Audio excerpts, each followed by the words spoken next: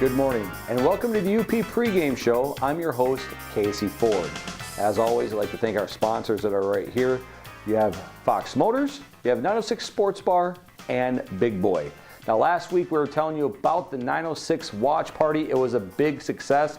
You'll see the pictures here, but a lot of people showed up for the Packers to kick the crap out of the Lions in the first half, and the Lions making the game out of the second half.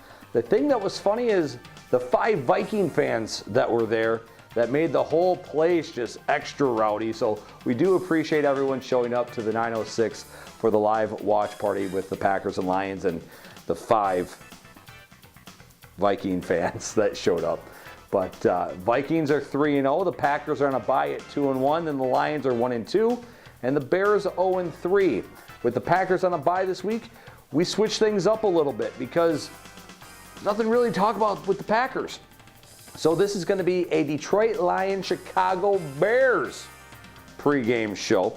We're going to welcome in a guy that's done radio throughout the state of Michigan for many years, Mr. Sean Belegian. He's on the Detroit Lions radio network. He's on the pregame, halftime, and postgame shows. Also going to welcome in national sports talk host Jonathan Hood. Also does a local show in Chicago on ESPN 1000. And we'll talk about the Chicago Bears. Obviously, lots going on with the Bears being 0-3. Will it be Jay Cutler? Will it be Brian Hoyer? We've seen Hoyer at a couple different stops already. But it should be a good game in Chicago this afternoon between the Lions and the Bears. And hey, it can't get much worse for the Bears because they're 0-6 the last 3 years against Chicago. So we'd like to take this time out. When we come back, we'll talk to Sean Belegian. You're watching the UP Pregame Show presented by Fox Motors.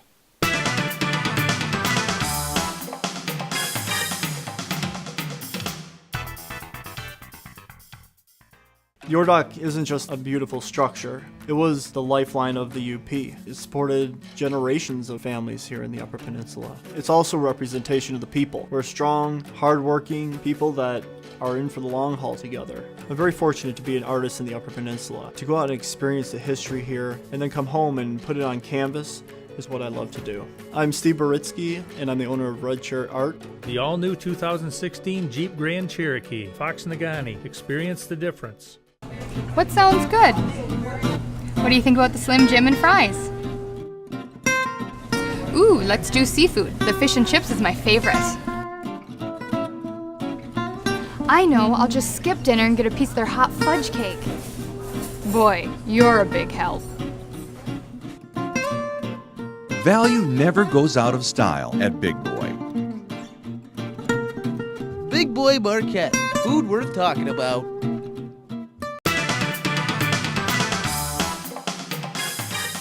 Welcome back to the pregame show presented by Fox Motors. I'm your host, Casey Ford. Now joining me on the Big Boy Hotline is a man that's been heard throughout the state of Michigan for sports radio, including the Detroit Lions radio network. I just don't know if he's actually ever been here to the Upper Peninsula. My guest at this time, Mr. Sean Belegian. Sean, good morning, buddy. How you doing? Excellent, buddy.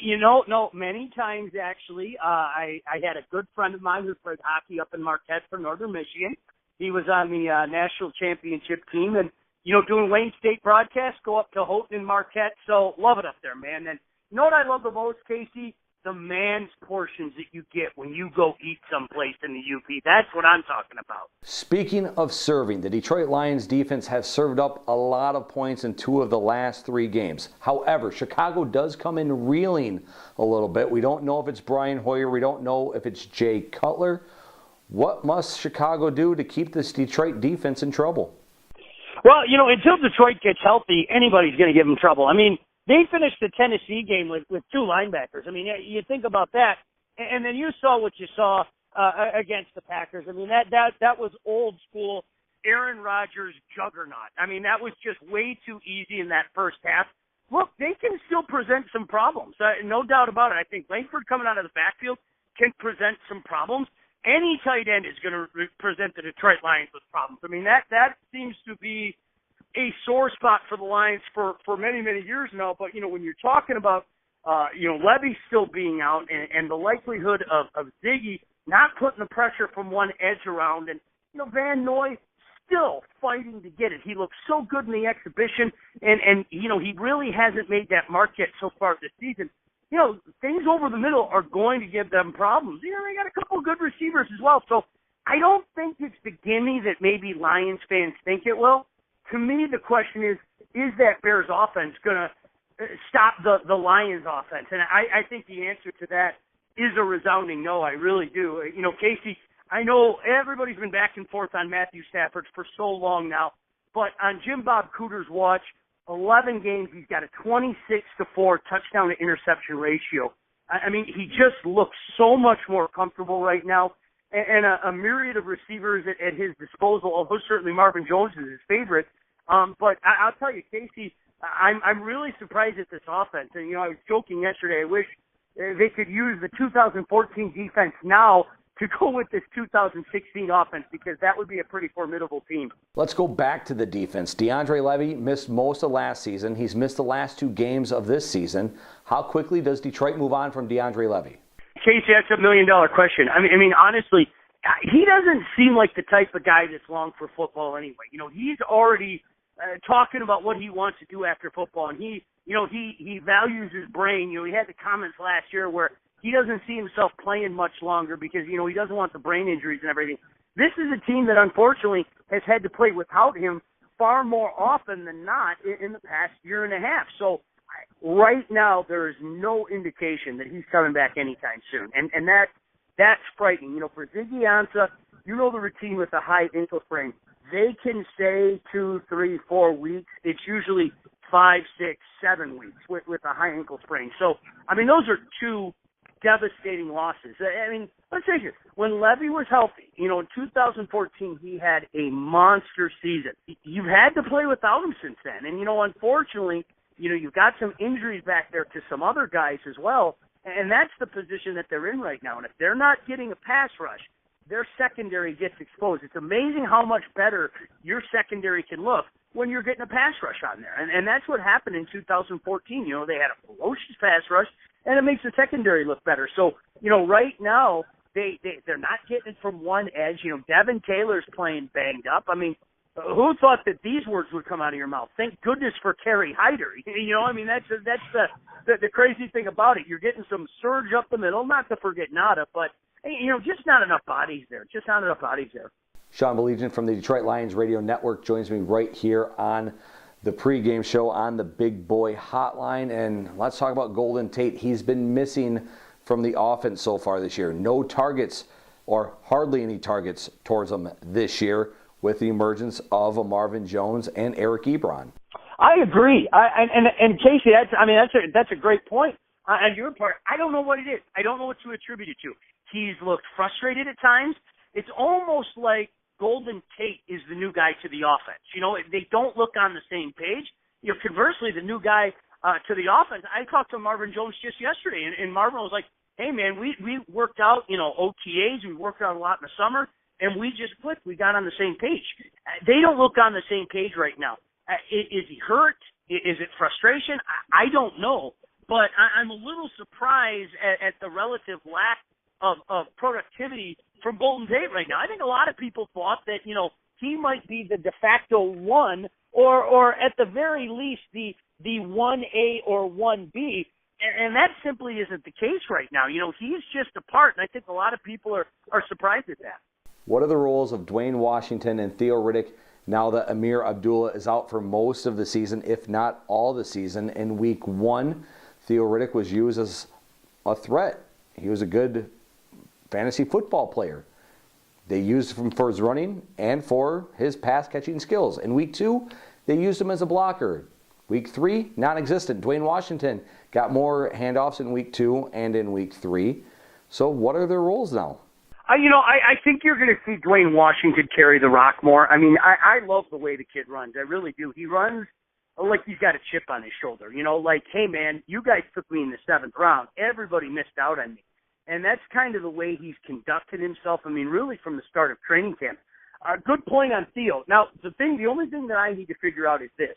Was that a product of Theo not being anything more than that, Darren Sproles type that can catch out of the backfield. Not that there's anything wrong with that, to be sure. Or was that a product of Green Bay's stingy run defense? Because, they had given up only 78 yards on the ground in the first 2 games. So they've done a good job shutting down everybody. I have a feeling that Theo Riddick is more of that all-purpose back, not a first, second, third down type of back. And, I mean, let's face it, that's the way it is for most teams in the National Football League right now. Casey, when we were younger, we grew up in an era where you knew everybody starting running back on every team, and you knew that guy was going to get the rock over and over. We have so many running back by committees now. I think that Washington will get the majority of the carries, and Theo will get some carries, and certainly they're going to get him involved in the pass game as well. But the question is, are you going to see Zach Zenner come in for a spell?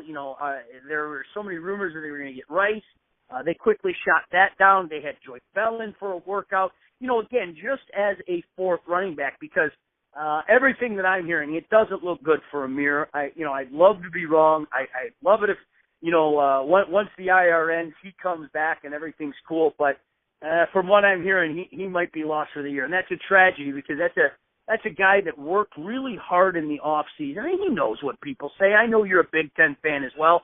He knows what people say about the fumbles and all that. And, that was something he was really working on, and he looked good early. But, it's an National Football League. It's going to happen. The Bears are 0-6 the last 3 years against the Detroit Lions. There's always trouble in the neighborhood when you mention Jay Cutler. The Bears have started off 0-3 this year, 0-3 the last 2 years. Is this Jay Cutler's last stand in Chicago? Boy, it's got to be, right? He's just a guy. He's not awful. He's just not good enough, and it seems like wherever he's been, there's just been something missing. And at what point in time do you sit back and go, wow, the common denominator is Jay Cutler? So, that's interesting. I got to wonder, Casey, if there are a couple of guys like you and I having this conversation in the Chicagoland area about the Lions, because I'm sure they're looking at the Lions with the same kind of eyes, kind of sitting back saying, hey, man, this is a chance for us to get on the board. This is a chance for us to get our first win of the year. Look how banged up this team is and everything. That's the way that I would be looking at the Lions. I mean, with that being said, I just think there are too many deficiencies with the Bears. And, they're probably going to be able to do some things against this defense. I just don't think they have enough offense to keep up with the Lions offense. I really don't. Not that it's a juggernaut. I'm not getting carried away or anything like that, because we saw them go back into the cutesy little spread offense look against Tennessee, where a lot of the drives stalled and whatnot. But, this is certainly a better offense than we've seen out of the Lions in quite some time. Chicago doesn't have a Forte. They don't have a Bennett that could kill the Lions. Yeah, no doubt. To me, that's the kind of stuff that they have to. I mean, you have to get back. Whether it be Langford, whatever the case may be, you have to get any tight end out of the set and over the middle, because that's where the Lions are at right now. I mean, they are beat up, and there are guys back there, quite frankly, shouldn't be back there right now. And I think it puts into focus the work that Bob Quinn has in front of him. I mean, this was a franchise, Casey, you know it as well as anybody. They just bad draft after bad draft after bad draft. I mean, he never got any value out of the draft, and it had to be quite the eye-opener when Bob Quinn came here and saw the depth and lack thereof of this franchise. I mean, they really have their work cut out for them to kind of remake this roster into an NFL caliber 53, because there are a slew of guys right now that quite frankly, when you suffer that injury, and it's going to happen, there aren't adequate replacements in there. Sean, give us your prediction for this afternoon's game at Soldier Field at 1 o'clock between the Lions and Bears. I think the Lions. I think the Lions are going to slop for maybe 3 quarters. I can see it being tight. I really do think there's just too much offense for the Lions, and if I sound like a homer, so be it. I don't care. I wasn't real high on this team to begin with at the start of the season. I said 6-10. I still think 6-10. But the Bears are a mess right now. I mean, across the board, they're a mess. And with the quarterback uncertainty, to be sure, I could see the Lions pulling away and winning by 10 points in the fourth quarter. And, really that being the difference in the game. It's 27-17, something like that. I could see, one of those snooze fests for a bit, and the Lions maybe get a couple of scores and make people rest easier. But Yeah, just too much Lions offense in my mind. Sean, as always, we appreciate the time. When we come back, we're going to talk to a national radio host. He also hosts a sports show down in the Chicagoland area on ESPN 1000. You're watching the UP Pregame Show presented by Fox Motors. My husband and I both know this is a lot of work. Our horses are like our family. They need food, they need tending to. We have between 8 and 12 horses at a time. We maintain a barn, 3 run-in sheds, we have to maintain trails, hauling feed. It'd be pretty tough to do that without a Silverado. I'm Joni Gleason. I'm co-owner of Heritage Hills Horseback Riding. The all-new 2016 Chevy Silverado. Fox Nagani. Experience the difference. It's game time. Come on up to 906, Marquette's newest sports bar and grill. We are family friendly, and with 12 HD TVs, we have it all. NFL ticket, NHL center ice, and Michigan Lotto games. If the game is on, it's on at the 906 Sports Bar and Grill. Locally owned, serving lunch and dinner daily along with happy hour specials, and everything is fresh, including our hot wings with homemade sauces. Great service, family friendly, and a great view. The 906 Sports Bar and Grill. Look for the red awning at 145 West Washington Street, downtown Marquette. Welcome back to the Pregame Show. I'm your host, Casey Ford. Joining me now at this time, he's a national radio host, also has a sports talk show down in the Chicagoland area. Mr. Jonathan Hood. Jonathan, good morning. How you doing, sir? Casey, I'm doing well. Thanks so much for having me. Jonathan, it's been a while since we've talked, as we used to talk all the time on ESPN UP, but the drama remains the same in Chicago. Jay Cutler is still the common denominator here. How much trouble is Jay Cutler in? Is this his last stand in Chicago with John Fox? I think it very well could be, Casey, and the reason why is because Jay Cutler's guaranteed money ends after the season.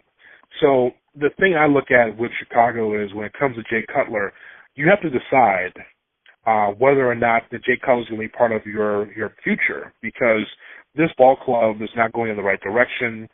There's a lot of youth on this team that they have to evaluate, and you have a veteran quarterback who's on his 6th offensive coordinator, pretty much disenchanted with all the coaches that he's had to deal with and never been able to get over the hump.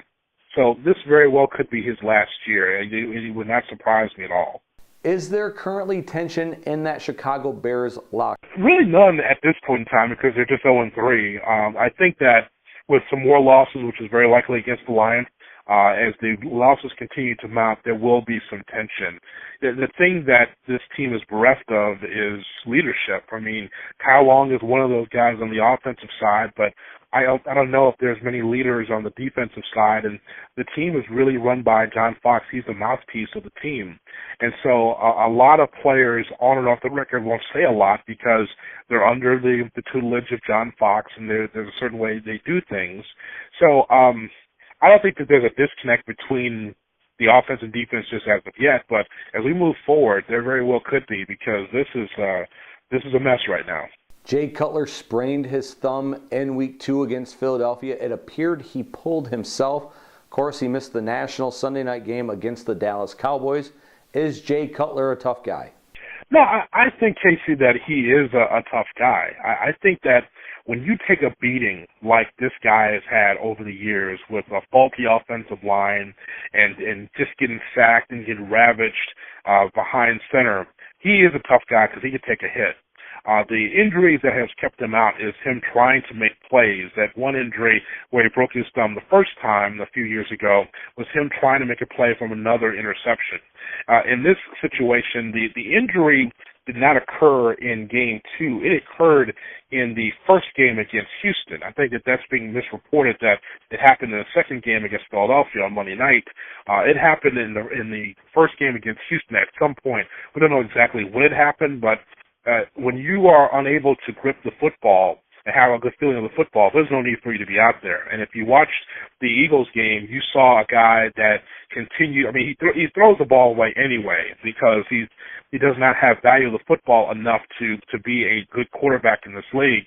But you could tell that he just didn't have the touch because of the lack of grip in his hand. So I think that Jay Cutler's a tough guy. I don't believe in the narrative that he is some soft guy that's just here for the money. I just don't think he's very good as a quarterback, and I think that his injury is so in which he doesn't need to be out. If he could play, he definitely would play.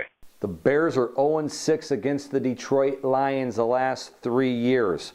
What must the Bears do to exploit the Detroit defense?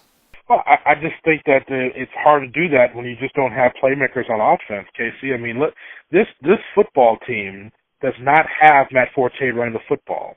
It does not have Martellus Bennett at the tight end spot as someone that's a safety valve. This team instead has Alshon Jeffrey, who is not bad, but now in his first year without Brandon Marshall, he has to be the guy. He hasn't really shown that just as of yet. Kevin White is someone who was injured last year, and now he's at the receiver spot. He's still learning on the job. Zach Miller is a tight end that had a couple of touchdowns in the Dallas game. He's a nice player for them, but not necessarily a difference maker at tight end. You're trying to run the football. You have injuries there. You have Jeremy Langford that's down. Jordan Howard running the football. That's not Matt Forte. Jay Cutler's at the quarterback. It's Brian Hoyer. So I'm not sure if the Lions defense is going to have such a tough time against an offense that is just okay. And, of course, you know, you and I as football fans know, okay, this isn't good enough, especially when you're 0-3. What's it going to be like in the Chicagoland area if the Bears start 0-4 the first quarter of the season? Well, I mean, we're already looking at the draft. I mean, there's no doubt. I mean, listen, it's not like you've never been there before, Casey. You know what I'm talking about. I'm just not used to looking at the mock drafts like I am today, this early in the season. We haven't even gotten to October yet. I'm already looking at who the next quarterback could be, who the next running back's going to be, who's the next wide receiver, who's the next defensive lineman, who's the next guy in the secondary, because this team does not have talent. That's why any team that you see that's 0-3 either is unlucky or just untalented, is not talented. The Bears are just not talented. They just don't have enough horses to compete here. And I think it's a surprise to some that John Fox is the head coach for the Bears, and they're looking for some quick turnaround. Well, at least those other two teams with Carolina and Denver, his previous two stops, at least there's some talent that he can build on. He is at a loss because back-to-back seasons now, John Fox is 0-3 with this team. So I think that based on what I've been reading on social media, on my Twitter, twitter.com, tweetjhood, there's a lot of people, Casey, that are unhappy and they're looking at the front office, and I'm saying, well, you're still behind from the Jerry Angelo regime, from the Phil Emery regime. So you're still behind from a draft and free agent standpoint to try to find quality. That's a major issue here, that in year two of John Fox, he's 0-3 again. And so if they don't score big time with draft picks and free agents coming up in this offseason, man, it's going to be a bloodletting. I mean, thank goodness the Cubs are good, so that way they can take off some of the stink of the Bears. But it's not good at all. National radio host Jonathan Hood joins me right here on the UP Pregame Show on the Big Boy Hotline, presented by Fox Motors. As far as Josh Sitton goes, what kind of leadership does he bring this Bears team? He brings a lot. Josh Sitton, from what we understand, Casey, there was a problem in Green Bay because you and I both know, we've been in locker rooms enough to know this. Josh Sitton was a veteran that really helped solidify that offensive line. All of a sudden, he was just let go. It didn't make sense, right? So maybe from Josh Sitton's standpoint, it's kind of a fresh start away from Green Bay. And he brings a lot because Kyle Long on that offensive line does not feel alone. He has someone that is a veteran, that has been in the trenches, that knows how to protect. So Sitton helps, I think, a lot on this offensive line.